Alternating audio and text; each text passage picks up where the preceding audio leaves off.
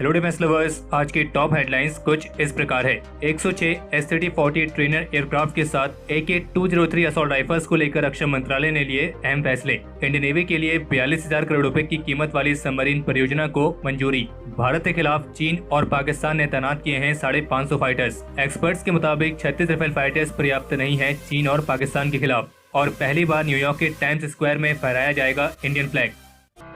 आत्मनिर्भर भारत अभियान को मजबूत बनाने के उद्देश्य के साथ सेल्फ रिलायंस वीक के पहले दिन आज रक्षा मंत्री राजनाथ सिंह की अध्यक्षता में डिफेंस एक्विजिशन काउंसिल यानी कि DAC की तरफ से इंडियन आर्म फोर्सेस के लिए 8,722 करोड़ रुपए के प्रस्तावों को मंजूरी दी गई है। और इसके तहत इंडियन एयरफोर्स के लिए HAL से 106 S-3040 बेसिक ट्रेनर एयरक्राफ्ट को लिया जाएगा, जिसके तहत शुरुआत में इंडियन एयरफोर्स HAL से पोस्ट सर्टिफिकेशन वाले 70 S-3040 बेसिक ट्रेनर एयरक्राफ्ट को खरीदेगी और जबकि बाकी के बचे 36 एयरक्राफ्ट को तब लिया जाएगा जब S-3040 की फ्लीट इंडियन एयरफोर्स में पूरी तरीके से ऑपरेशनलाइज हो जाएगी। इसके अलावा इंडियन नेवी की फायर पावर को मजबूत करने के लिए DAC की तरफ से सुपर रैपिड गन माउंट के अपग्रेडेड वर्जन की खरीद को मंजूरी दी गई है, जो कि इंडियन नेवी और इंडियन कोस्ट गार्ड वॉरशिप्स में ऑन बोर्ड मेन गन में फिट की जाएगी। और इन गन्स को सप्लाई करने की जिम्मेदारी है भारत हैवी इलेक्ट्रिकल्स लिमिटेड यानी कि BHEL की। और जो इस सुपर रैपिड गन माउंट का अपग्रेडेड वर्जन है, ये मिसाइल्स और फास्ट ट्रैक क्राफ्ट जैसे फास्ट मैन्यूवरिंग टारगेट्स के खिलाफ काफी ज्यादा कैपेबल साबित होगा। और इसके अपग्रेडेड वर्जन के साथ इसकी जो एंगेजमेंट रेंज है वो भी बढ़ाई जाएगी। और आज DAC की तरफ से इंडियन एयरफोर्स और इंडियन नेवी के साथ इंडियन आर्मी के लिए भी कुछ खरीद प्रस्तावों को मंजूरी दी गई है, जिनमें 125 mm की armour piercing fin stabilised scout sabot ammunition शामिल है,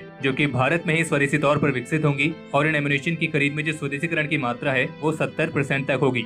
और केवल इतना ही नहीं, बल्कि इंडियन आर्मी के लिए AK-203 असॉल्ट राइफल्स की खरीद प्रक्रिया को तेज करने के लिए और अनमैन्ड एरियल व्हीकल्स के अपग्रेड्स के लिए DAC की तरफ से कुछ और महत्वपूर्ण प्रस्तावों को भी मंजूरी दी गई है, जिससे ये संभावना जताई गई है कि इसके चलते AK-203 असॉल्ट राइफल्स की खरीद प्रोसेस में तेजी आएगी। और इस बात में भी कोई दो राय नहीं है कि आज DAC की तरफ से जिन खरीद प्रस्तावों को मंजूरी दी गई है वो आत्मनिर्भर भारत अभियान को मजबूत बनाने में एक महत्वपूर्ण भूमिका निभाएंगे। और DAC के इस बेहतरीन फैसले पर आज इस वीडियो को एक लाइक तो बनता है। और इसलिए आज के इस वीडियो का हम लाइक टारगेट रख रहे हैं 25,000। इकोनॉमिक टाइम्स की तरफ से जारी की गई रिपोर्ट के मुताबिक 15 जून को गलवान घाटी में चाइनीज ट्रूप्स के साथ जो हिंसक झड़प देखने को मिली थी, उस मामले की जांच के लिए इंडियन आर्मी की तरफ से एक formal court of inquiry conduct की गई थी। और ये inquiry 15 corps commander lieutenant general BS Raju द्वारा कंडक्ट की गई थी। और सोर्सेज के मुताबिक इस गलवान घाटी वाली घटना की इंक्वायरी करना जरूरी इसलिए था क्योंकि इसमें हमने अपने कई जवान खोए हैं और चूंकि फिलहाल बिना किसी एक्टिव हॉस्टिलिटीज के ये घटना शांति काल के समय हुई है। और इसलिए इस घटना के सीक्वेंस को रिकॉर्ड करने और इसका मूल्यांकन करने के लिए इस इंक्वायरी वाली प्रोसेस का पालन किया गया था। और इस इंक्वायरी को करने का एक उद्देश्य ये भी था कि भविष्य में इस तरह की घटना दोबारा से रिपीट ना हो, इसके लिए अगर ऑपरेटिंग ऑर्डर्स में कोई मॉडिफिकेशन की जरूरत पड़ती है तो वो भी किया जाए। बाकी इस कोर्ट ऑफ इंक्वायरी की रिपोर्ट को सबमिट कर दिया गया है और इसके आगे की प्रोसेस का फिलहाल अभी इंतजार है। और सोर्सेज का कहना है कि इस इंक्वायरी में गलवान घाटी वाले मामले के हर एक घटनाक्रम की जांच की गई है, जिसमें यह भी शामिल है कि LAC पर PLA ट्रूप्स द्वारा मूव किए जाने के बाद ग्राउंड पर मौजूद इंडियन ट्रूप्स की तरफ से क्या एक्शन लिया गया था। और जबकि कुछ US इंटेलिजेंस एजेंसीज और इंडियन सिक्योरिटी एजेंसीज की अलग अलग रिपोर्ट्स में यह भी बताया गया है कि LAC के पास फिंगर एरियाज में घुसपैठ करने से पहले चाइना ने कई सारी तैयारियां कर रखी थी। और चाइना ये तैयारी अभी से नहीं बल्कि बहुत पहले से करते आ रहा था, और जिसके तहत चाइना ने अपने कई सारे modern latest technology equipped weapons को कुछ क्षेत्रों में तैनात पहले ही कर दिया था। बाकी फिलहाल अभी ऐसी कोई संभावना नजर नहीं आ रही है जिससे ये बताया जा सके कि भारत और चीन के बीच जो डीएस्केलेशन है ये जल्दी खत्म होगा। और जबकि उम्मीद तो इस बात की है ये डीएस्केलेशन काफी लंबा चलने वाला है और जिसके चलते इंडियन आर्मी भी पूरी तरीके से तैयारी कर रही है। टॉप सोर्सेज के मुताबिक अब भारत आखिरकार काफी लंबे समय से पेंडिंग पड़ी करीब 42,000 करोड़ रुपए तक की कीमत वाली परियोजना जिसका नाम है प्रोजेक्ट 75I, इसके लिए फॉर्मल टेंडर को जारी करने के लिए तैयार है। और इसके तहत इंडियन नेवी के लिए 6 नई जनरेशन की कन्वेंशनल स्टेल्थ सबमरीन्स को फॉरेन कोलैबोरेशन के तहत भारत में ही बनाया जाएगा। और NDA गवर्नमेंट द्वारा स्ट्रेटेजिक पार्टनरशिप पॉलिसी के तहत लॉन्च की गई ये पहली परियोजना भी है, जिसका मतलब यह है कि ये सबमरीन्स भारत में एक इंडियन कंपनी और एक फॉरेन कंपनी इन दोनों के कोलैबोरेशन के तहत बनेगी।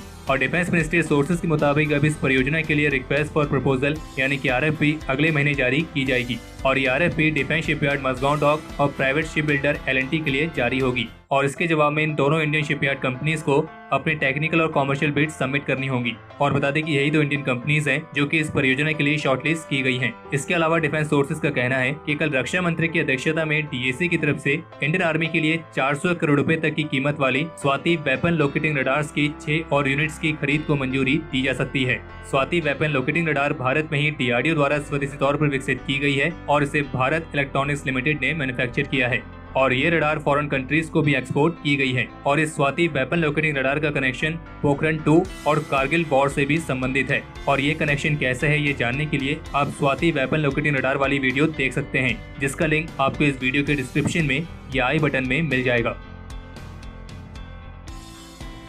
फोर्ब्स की तरफ से एक रिपोर्ट जारी की गई है जिसमें एक अमेरिकन एनालिस्ट के हवाले से कहा गया है कि चीन ने भारत के साथ लगी उनकी सीमा पर उनके फाइटर जेट्स की संख्या को डबल कर दिया है और 28 जुलाई तक चाइना के 36 एयरक्राफ्ट और हेलीकॉप्टर्स होटान एयरबेस पर पाए गए हैं, जो कि भारत के साथ लगी सीमा से ज्यादा दूर नहीं है, जिनमें 24 रशियन डिजाइन वाले J-11 और J-16 टैंकर फाइटर्स हैं। और इनके साथ यहाँ पर अब 6 older J-8 fighters, 2 Y-8J transporters, 2 KJ-500 airborne early warning aircraft, 2 Mi-17 helicopters और उनके साथ में CH-4 स्ट्राइक और रिकॉनेसेंस ड्रोन्स भी यहाँ पर तैनात किए गए हैं। गलवान घाटी वाली घटना से पहले होटान एयरबेस पर चीन के केवल 12 फ्लैंकर्स ही मौजूद थे और वहां पर कोई भी सपोर्ट एयरक्राफ्ट नहीं था, लेकिन अब इस घटना के बाद से चीन ने यहां पर अपने एयरक्राफ्ट की संख्या को डबल कर दिया है और ये सब जानकारी सैटेलाइट इमेजेस के माध्यम से दी गई है। हालांकि अमेरिकन एनालिस्ट के मुताबिक वर्तमान समय में चाइनीज एयरफोर्स की जो मुख्य भूमिका है वो ISR यानी कि इंटेलिजेंस, सर्विलियंस और रिकॉनेसेंस प्रोवाइड कराना है। और जबकि इंडियन एक्सपर्ट्स के मुताबिक लद्दाख रीजन में इंडियन एयरफोर्स के पास चाइनीज एयरफोर्स की तुलना में ज्यादा एडवांटेजेस हैं और अब तो इंडियन एयरफोर्स की फ्लीट में 5 राफेल फाइटर्स भी शामिल हो चुके हैं। और जबकि कुछ डिफेंस एक्सपर्ट्स का ये मानना है कि भले ही भारत और फ्रांस के बीच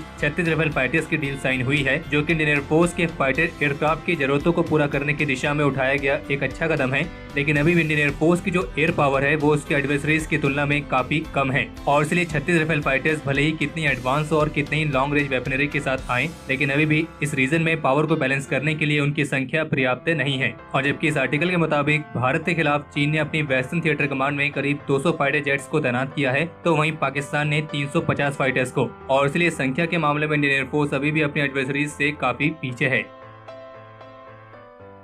कल शाम को जम्मू कश्मीर के कुपवाड़ा में जम्मू कश्मीर पुलिस के इनपुट्स के आधार पर एक ज्वाइंट सर्च ऑपरेशन लॉन्च किया गया था और इस ऑपरेशन में 3 संदिग्ध को पकड़ा गया है और इनसे एम्यूनिशन और मैगजीन के साथ एक AK-47 और 2 पिस्टल्स भी बरामद हुई हैं। बाकी जॉइंट ऑपरेशन अभी भी चल रहा है। और इसके अलावा एक रिपोर्ट ये भी है कि आने वाले इंडिपेंडेंस डे के दिन न्यूयॉर्क के टाइम्स स्क्वायर में पहली बार भारतीय ध्वज फहराया जाएगा और ये हर एक भारतीय के लिए बेहद ही गर्व की बात है। और वैसे भी हमारे तिरंगे की बात ही कुछ और है, क्योंकि इसे देखने भर से जो हमें गर्व, सम्मान और भारतीयता का एहसास होता है वो किसी भी दूसरे एहसास से सबसे बढ़कर है। और इस पर तो हम यही कहना चाहेंगे, झंडा ऊंचा रहे हमारा, विजय विश्व तिरंगा प्यारा।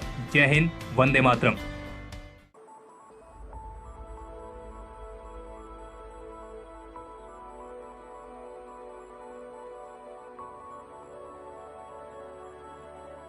तो हमारे आज के इस एपिसोड के लिए इतना ही। अगर आपको यह एपिसोड पसंद आया हो तो इस वीडियो को लाइक करें और अगर आपका कोई सवाल या फिर सुझाव हो तो उसे कमेंट सेक्शन में शेयर करें। बाकी अगर आपने इस चैनल को सब्सक्राइब नहीं किया है तो इस चैनल को सब्सक्राइब करना ना भूलें।